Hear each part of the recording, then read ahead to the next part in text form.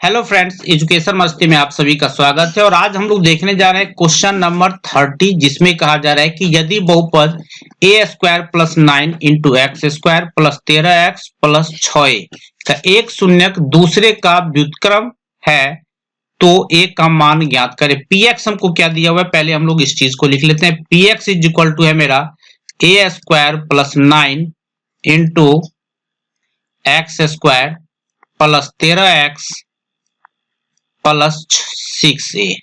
ठीक है, एक शून्यक जो है दूसरे का व्युत्क्रम है। हम लोग मान लेते हैं कि माना कि एक शून्यक दूसरे का, तो माना कि दूसरा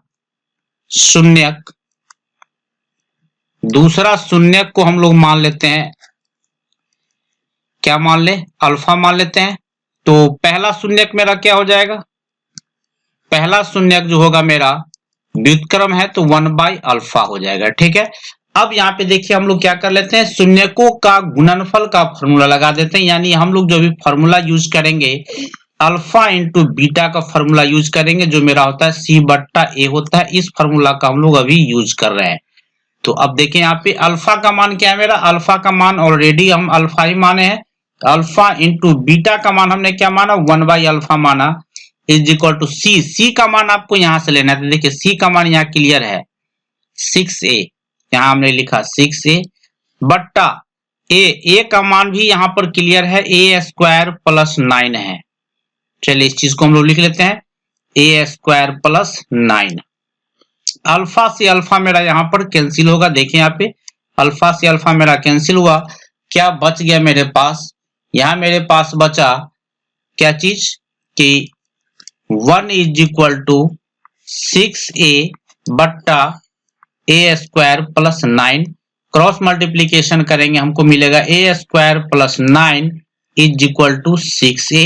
6a को LHS में ले आते हैं, क्या मिल जाएगा यहाँ पे हमको, जब LHS में लाएंगे तो यहाँ देखिए अब a square minus 6a plus 9 is equal to 0। अब यहाँ पर हम लोग फैक्टर तोड़ देते हैं, तो यहाँ पर हमको मिल जाएगा ए स्क्वायर, ऑलरेडी ए स्क्वायर है, और 9 के लिए 3a का हम लोग ले सकते हैं, यानी माइनस 3a का भी ले सकते हैं, यानी तो a माइनस बी का होल स्क्वायर भी लगा सकते हैं।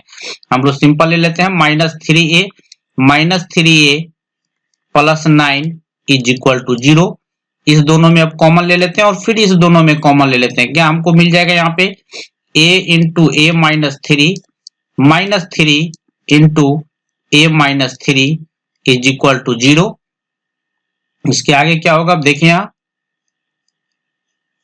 यहां हो गया मेरा a minus 3 into a minus 3 is equal to 0, यानी कह सकते हैं आपकी a माइनस 3 का whole square is equal to 0, यानी ये कह सकते हैं कि a minus 3 is equal to हो गया 0, इसीलिए a इज इक्वल टू आ गया मेरा 3, जो मेरा आंसर हो जाएगा। ठीक है, कोई प्रॉब्लम हो तो जरूर कमेंट कर दीजिएगा। फिर मिलते हैं हम आपसे नेक्स्ट वीडियो में।